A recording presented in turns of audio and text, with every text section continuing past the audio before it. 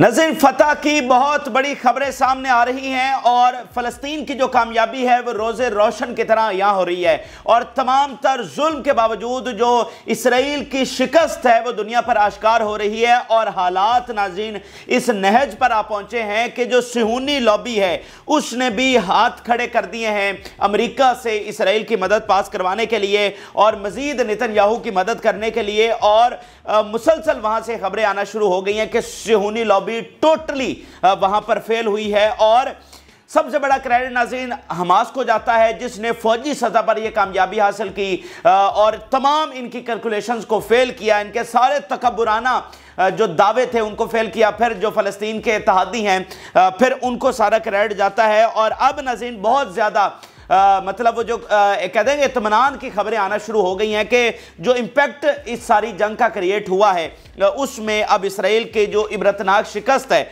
और मज़ीद क्या कुछ उसके साथ होने जा रहा है उसके मज़ीद सबूत अब सामने आ गए हैं। मज़ीद ऐसे हक़ाइक़ आपके सामने रखने जा रहे हैं कि इस वक्त असल रियलिटी क्या है और इसराइल के साथ नेतन्याहू के साथ ख़ास तौर पे आगे क्या होने जा रहा है, ये जंग आगे क्या रुख इख्तियार करने जा रही है, सिहूनी लॉबी के साथ अमेरिका में क्या हो रहा है और अमेरिकी पोजीशन क्या है।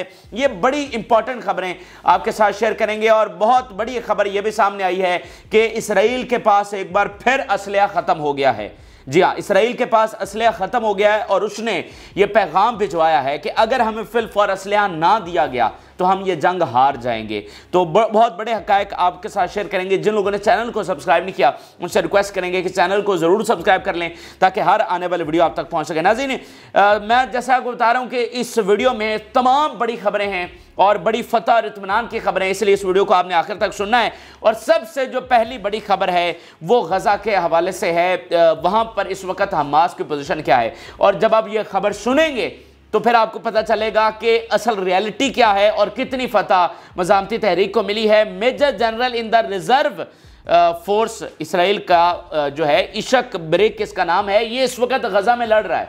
ये वहाँ का मेजर जनरल है, ये रिटायर्ड नहीं है, ये इस वक्त सर्विंग मेजर जनरल है और गज़ा जंग का हिस्सा है। इसका स्टेटमेंट जो इस वक्त तमाम बड़े हेडलाइन बना हुआ है, ज़रा सुनिएगा। वो कह रहा है Hamas return to the northern Gaza strip and once again control everything. उनका मेजर जनरल ये कह रहा है कि हमास नॉर्थ में वापस आ चुकी है और हर एक चीज को कंट्रोल कर रही है। नॉर्थ में वापस आने का मतलब, उसके कहने का मतलब यह है कि नॉर्थ तो मुकम्मल इन्होंने क्लेम कर लिया ना कि नॉर्थ मुकम्मल हमने कब्जा कर लिया है और अब हम साउथ की तरफ जा रहे हैं और इस वक्त जंग साउथ में चल रही है। नॉर्थ पर हमने हमास का सफाया कर दिया है। तो उनका मेजर जनरल कह रहा है कि नहीं जी, हमास तो नॉर्थ में भी है, वापस आ गई है।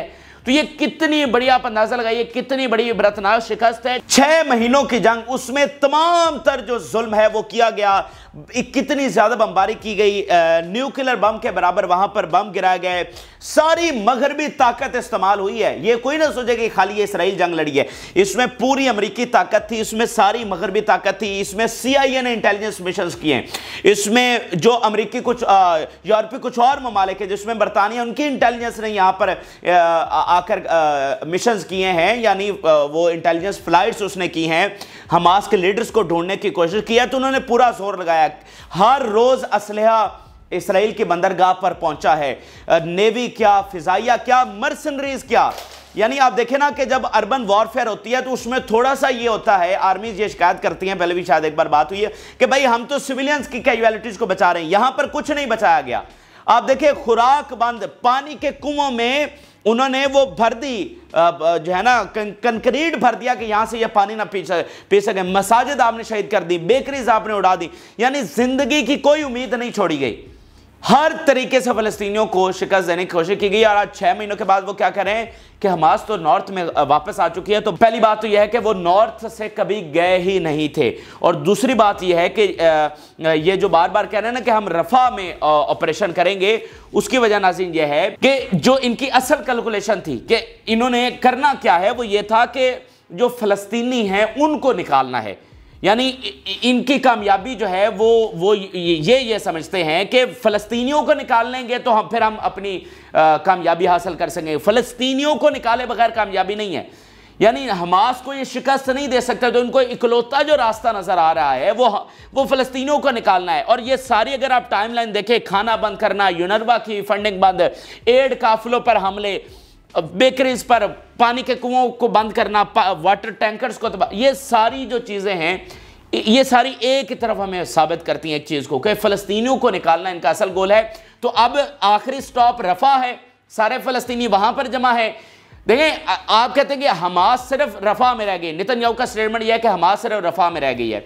तो उसके मेजर जनरल ये कह रहे हैं कि नहीं जी, हमास तो रफ़ा को छोड़ दे, वो तो नॉर्थ में वापस आ गई है। तो आप कहते हैं कि नहीं जी, हमास सिर्फ रफ़ा में है, इसलिए रफ़ा पर हमारा हमला करना ज़रूरी है। तो हमास आपसे संभाली नहीं जा रही, हमास को आप शिकस्त नहीं दे सकते। आप सिर्फ निहत्ते लोगों को शहीद भी करना चाहते हैं और उनको यहाँ से धकेलना भी चाहते हैं, लेकिन जैसे आपके पहले तमाम गोल्स नाकाम हुए हैं, बुरी तरह इबरतनाक शिकस्त हुई है, वो भी यहाँ पर भी यही आपके साथ होने जा रहा है। आप जरा इसराइली मीडिया का स्टेटमेंट देखिए। Netanyahu continues to drag Israel into abyss, हमें गहरी खाई में धकेल रहा है नेतन्याहू। तो मैं सिर्फ एक सवाल उठाना चाहता हूं कि उनके मीडिया को यह हकायक बताने, ऐसी बातें करने की जरूरत क्या है? आप समझते हैं ना कि इसराइल फातेह है, तो फातेह का मीडिया उसको हीरो करार क्यों नहीं दे रहा? फातेह का मीडिया उसको वॉर हीरो क्यों करार नहीं दे रहा? वहां पर जश्न और खुशियां क्यों नहीं मना रहा उनका मीडिया? उल्टा वो क्या, मतलब यूक्रेन की जंग जीता हुआ है ना पुतिन, तो देखें जरा रशियन मीडिया पुतिन को किस तरह से बयान कर रहा है। तो इसराइल का जो मीडिया है वो इसको वॉर हीरो क्यों नहीं डिक्लेयर कर रहा नेतन्याहू को, और अमेरिकी मीडिया बाइडेन को वॉर हीरो क्यों नहीं डिक्लेयर कर रहा कि उसने हमें जंग जितवा दी है। तो आप ये हारे हुए हैं नाज़रीन, इनको इबरतनाक शिकस्त हुई है, इसीलिए उनका मीडिया जो एक अरसे तक खामोश रहा, अब ये मतलब बात वहां तक पहुंच चुकी है कि तजिए वहां पर ये होना शुरू हो गए हैं कि भाई इसराइल तो मुकम्मल टुकड़े टुकड़े होने जा रहा है। तो इसलिए ये जो खास क्रिटिकल उनका मीडिया है ये बोलना शुरू हो गया है और अपनी आवाम के सामने हकायक रख रहा है कि नेतन्याहू गहरी खाई में हमें लेकर जा रहा है, तबाही की तरफ लेकर जा रहा है। इसलिए इसकी ये जो बातें करता है ये सब अनरियलिस्टिक है और उल्टा ये इसराइल को तबाह करेगा। गजा पर इसने फतह क्या करनी है। अब नाज़रीन मैं आगे चलकर आपके साथ शेयर करता हूं कि इनके साथ अब आगे क्या होने जा रही है। ये एक रियलिटी आपने समझ ली कि हमास ने क्या कुछ इनके साथ किया। अब जरा आगे देखिए, इसराइल की बड़ी इंपॉर्टेंट स्टेटमेंट सामने आई है और इसराइल ये कह रहा है कि उनके पास असलहे की शॉर्टेज हो चुकी है और क्या हुआ है कि अमेरिका ने मिलिट्री एड स्लो डाउन कर दिया। जी हां, इस वक्त सबसे बड़ी खबर आपके साथ शेयर कर रहे हैं कि इसराइल यह कह रहा है कि मिलिट्री एड स्लो डाउन हो चुकी है। अच्छा, इस सूरत हाल को समझने के लिए पहले मैं जल्दी जल्दी आपके सामने अमेरिकी पोजीशन रख देता हूं कि अमेरिका की इस वक्त इसराइल के हवाले से क्या पोजीशन। अमेरिका की जरूरत इसराइल को नहीं छोड़ना चाहता, अमेरिका आखिरी हद तक इसराइल के साथ खड़ा रहेगा। लेकिन अब मसला क्या हुआ है, यानी बाइडेन नेतन्याहू के साथ पूरी तरह से खड़ा है। ये जंग भी अमेरिकी मर्जी के साथ ही शुरू हुई थी, ये बात ज़हन में रखें।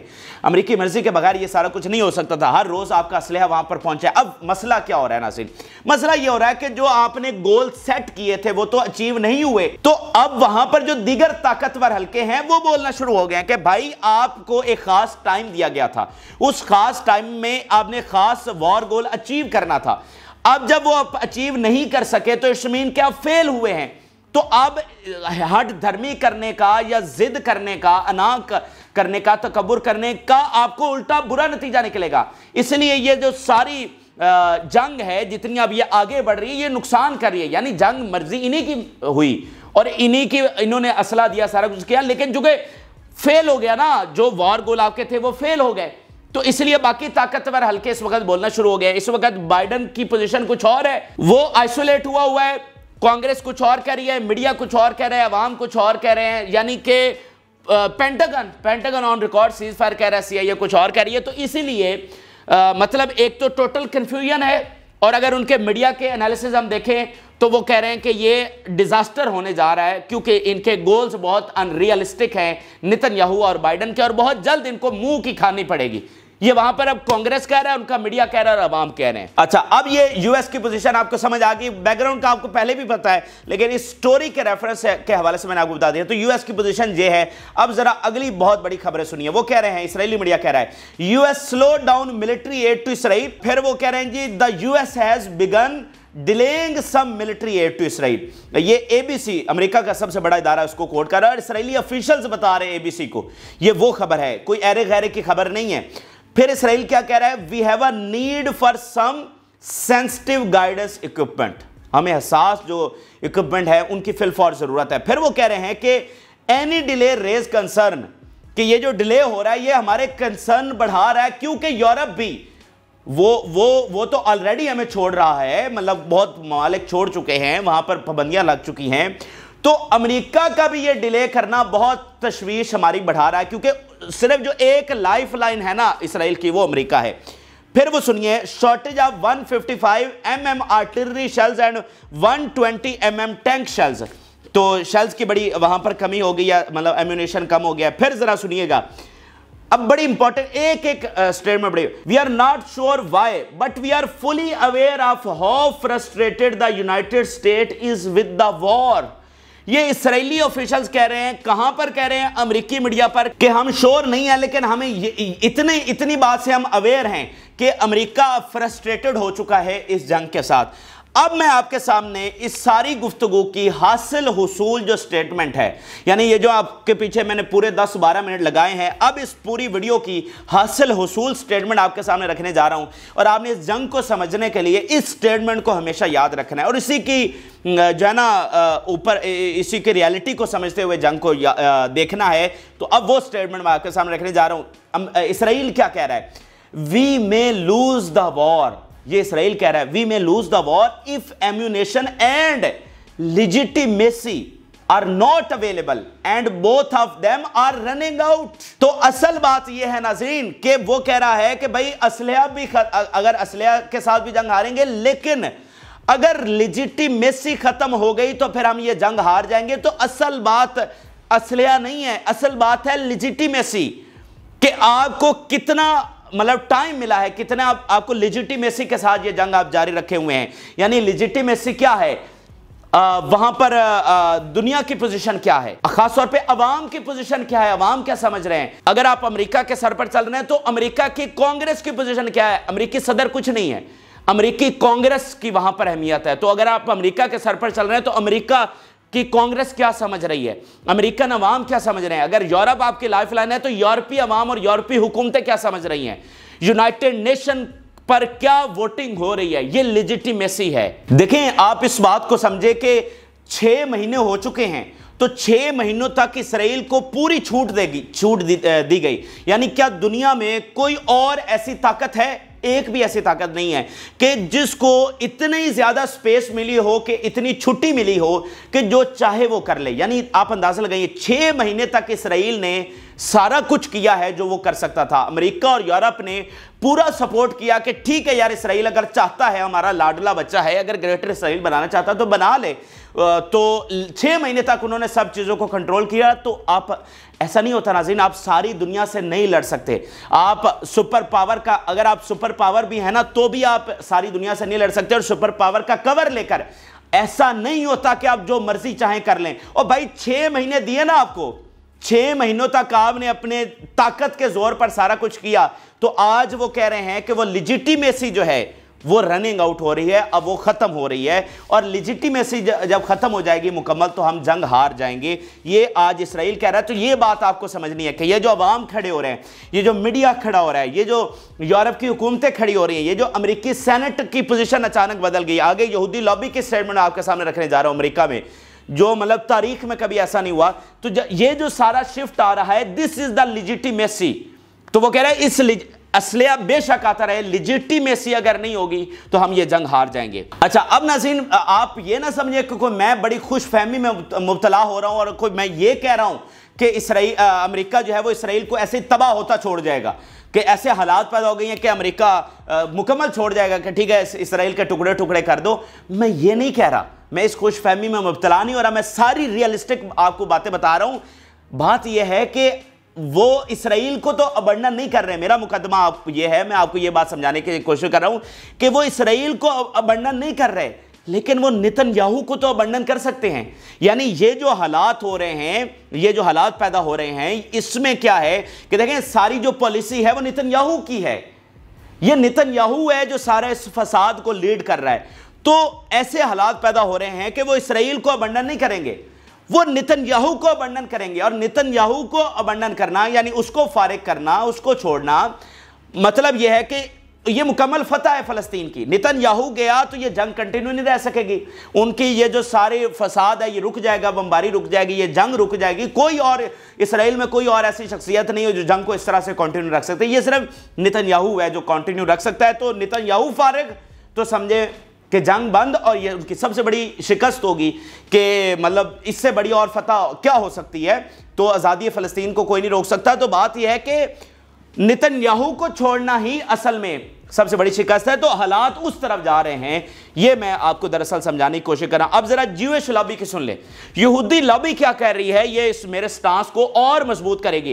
पहले जरा ये समझ लीजिए कि अमेरिकी सिस्टम को सिहूनी लॉबी कंट्रोल कैसे करती है। आप दंग रह जाएंगे।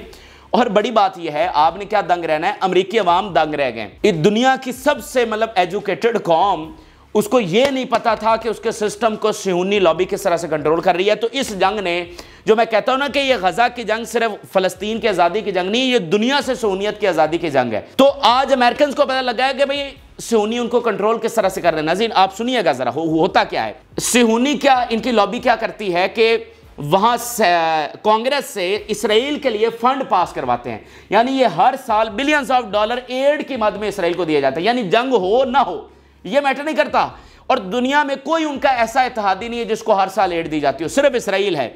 हर साल बिलियंस ऑफ डॉलर जो है वो इसराइल के लिए पास किए जाते हैं कांग्रेस से। अब इसराइल क्या करता है, वो इन फंड्स को इस्तेमाल नहीं करता, वो इन फंड्स को रख लेता है। और जब अमेरिकी इलेक्शंस होते हैं तो फिर ये फंड वहां पर इस्तेमाल किए जाते हैं, और वहां पर फंडिंग करके अपनी मर्जी की कांग्रेस बनाई जाती है। यानी अपनी मर्जी के सेनेटर्स और हाउस ऑफ रिप्रेजेंटेटिव में अपनी मर्जी के नुमाइंदे लाए जाते हैं। कोई अमेरिकी सदर ऐसा नहीं है जिसको सिहूनी लॉबी की मुखालफत हो और वो जीत गया हो, ठीक है ना। तो इतनी मतलब बिलियंस ऑफ डॉलर्स आपके पास पड़े हुए हैं, तो ये बिलियंस ऑफ डॉलर्स वहां पर फंड किए जाते हैं। तो ये एक साइकिल ऐसा बन चुका है, ठीक है ना, कि जो कांग्रेस आती है वो इनके लिए फंडिंग पास करती है, और उसी फंड से अगली टर्म में ये अपने फिर नए नुमाइंदे लेकर आ जाते हैं, या वही भी अगर री इलेक्ट करवाते हैं तो ये सारे, तो फिर दोबारा आकर वो इसराइल के लिए फंडिंग करते हैं। तो इस तरह से ये उस सारे सिस्टम को कंट्रोल कर रहे हैं, जिसके बारे में अब से पहले ओपन डिबेट इसराइल अमेरिका में नहीं होती थी, और अब वो होना शुरू हो गई है। और उनको पता चला अच्छा हमारे साथ ये हो रहा है। यानी अमेरिकी जो टैक्स पेयर्स हैं वो इसराइल के लिए भी फंडिंग करते हैं, और फिर अपने नुमाइंदे इलेक्ट करवाने के लिए भी फंडिंग करते हैं, और फिर इसराइल की बॉम्बिंग के लिए भी फंडिंग करते हैं। तो ये सारा कुछ वहां पर चल रहा था, तो ये वहां पर एक्सपोज हुआ है। अब जरा ज्यूइश लॉबी की स्टेटमेंट सुन लीजिए, जो मैंने आपको बताया सारे अमेरिकी सिस्टम को वो कंट्रोल कर रही है, और आज वो क्या कह रही है सुनिएगा जरा। We need leaders who provide security, protect democracy and promote peace with their neighbours. हमें एक ऐसे लीडर्स की जरूरत है कि जो ये काम करे, डेमोक्रेसी करे, नेबर्स के साथ अच्छा सलूक रखे, फलाना फलाना करे। हालांकि नेतन्याहू जो कुछ किया आप ही की मर्जी शामिल थी ना। लेकिन सुनिएगा, ये इसी को कहते हैं जब जहाज डूबा करता है तो अपना उतारा करते हैं उससे, और ऐसे ही रास्ते जुदा होते हैं। थ्रोइंग अंडर द बस इसी को कहते हैं, बलि का बकरा बनाना इसी को कहते हैं, जो नेतन्याहू के साथ होने जा रहा है। फिर उसकी स्टेटमेंट बिल्कुल straight away, Netanyahu failed the leadership test during his decades in power. भाई सिहूनी लॉबी वहां पर बैठे कह रही है नेतन्याहू फेल हुआ है। तो फिर मैं आपसे सवाल करूंगा कि इसराइल को तो गालिब दिखाया जा रहा है, फातेह दिखाया जा रहा है, सिहूनी लॉबी कह रही है नेतन्याहू फेल हो गया। और ये सिहूनी लॉबी को तो वहां पर फायरवर्क्स करने चाहिए, जश्न मनाना चाहिए, इसके बड़े बड़े मुजस्मे नेतन्याहू के लगाने चाहिए कि ये तो ग्रेटर इसराइल बना के उनको दे रहा है, जो सदियों पुराना उनका ख्वाब है। तो ये सिहूनी लॉबी तो कह रही है कि नेतन्याहू फेल हो गया है। अच्छा आगे सुनिए, we believe that the Israel and Palestinian people need new leadership. मतलब बिल्कुल साफ साफ चीजें जो मैं पीछे आपको बात कर रहा था। They are not abandoning Israel, मैं ये खुशफहमी में नहीं हूं, but they are going to abandon Netanyahu, और नेतन्याहू का फारिग होना ही सबसे बड़ी बात होगी। We agree with our pro Israel allies on the need for comprehensive political change, कि हम जो प्रो इसराइल एलाइज है उनसे कंप्रीहेंसिव पॉलिटिकल चेंज की बात कर रहे हैं। यानी बिल्कुल नया सेटअप और नई हुकूमत वहां पर लाने की बात हो रही है। तो ये नज़र इस वक्त हो रहा है। तो ये वो सारी इत्मीनान की खबरें हैं, सारी फतह की खबरें हैं, जो बड़ी क्लैरिटी के साथ आज बताना शुरू हो गई हैं कि इसराइल के साथ क्या हो रही है और किस तरह से उसको इबरतनाक शिकस्त हुई है। अब आखिर में एक लाइन में अगर एनालिसिस मैं आपके सामने रखूं, देखें ये पहले दिन से एनालिस्ट तो ये कह रहे थे कि ये अमेरिकी कैलकुलेशन के खिलाफ जाएगी जंग। ये एक लाहासिल जंग है, इसको पहले दिन ही रोक देना चाहिए था, लेकिन बहरहाल वो तकब्बुर के नशे में चूर थे, वो गए। अब वो जो सारी आवाज़ें हैं ना, वो जो है ना लाउड होना शुरू हो गई हैं। यानी वो जो खामोशी से कांग्रेस देख रही थी, बाकी पावरफुल तबके देख रहे थे, देखें उनके लिए देखें फ़र्क क्या हुआ है। फ़र्क ये हुआ है कि अमेरिकी अवाम को पता चला है। तो भाई आप जो भी इसराइल के लिए कर रहे थे, मतलब एक खुफिया तौर पर, अब वो अवाम के सामने बातें आश्कार हो गई हैं। तो अवाम, अमेरिकी अवाम अब कैसे अलाउ करेंगे इनको इसराइल की मदद करना? इन्हीं नुमाइंदों ने क्या, मतलब वहां पर तो असली जमहूरियत है। सवाल ही पैदा नहीं होता कि अमेरिकी अवाम की मर्जी के बगैर वहां पर कुछ हो जाए। इससे पहले अमेरिकी अवाम को नहीं पता था कि यह खेल उनके साथ हो रहा है। तो इस तरह वहां पर अब ये खुलकर ये बातें होना शुरू हो गई हैं, तजिए भी हो रहे हैं। कांग्रेस जी बात कर रही है कि ये हमारी कैलकुलेशन के टोटल खिलाफ गई है, इसलिए इस जंग को फिलफौर रोका जाए, नेतन्याहू को फारिग किया जाए। सुन्नी लॉबी कह रही है कि फेल हो गया है। सबका अब ये इत्तेफाक होना शुरू हो गया है कि जंग जारी रही तो इसराइल खतरे में आ जाएगा। हमने इसराइल को बचाना है, नेतन्याहू को नहीं बचाना, ठीक है। तो जंग बंद करवाना हमारा पहले दिन से टॉप प्रायोरिटी थी, और जारी बात है जंग बंद होगी तो अब आज़ादी फ़लस्तीन लिखी जा चुकी है। देखें, आज़ादी फ़लस्तीन को आप टाल नहीं सकते। सिर्फ हमारी टॉप प्रायोरिटी ये थी कि जंग जल्द से जल्द बंद हो, ताकि मतलब लोगों की जो फ़लस्तीनियों की सफरिंग्स हैं वो रुके। तो ये इस हवाले से इंपॉर्टेंट चीज़ें हैं। अल्टीमेट जो नुकसान होना है, अल्टीमेट नुकसान वो अमेरिका और इसराइल ने उठाना है, ठीक है ना। ये सवाल ही पैदा नहीं होता कि वो यहाँ से फातेह हो जाएं। ये अब वो खुलकर बताना शुरू हो गए कि भाई हम शिकस्त खा चुके हैं, हमारी कैलकुलेशन खराब गई है, और ये सारी सूरत हाल मैंने आपके सामने रखी है। लेकिन वो कब तक खड़ा रह सकेगा, क्या सूरत हाल बनती है आगे, जो भी होता है आपके साथ शेयर करेंगे। जिन लोगों ने चैनल को सब्सक्राइब नहीं किया उनसे रिक्वेस्ट करेंगे कि चैनल को ज़रूर सब्सक्राइब कर लें, ताकि हर आने वाली वीडियो आप तक पहुँच सके। इजाज़त, अल्लाह हाफ़िज़।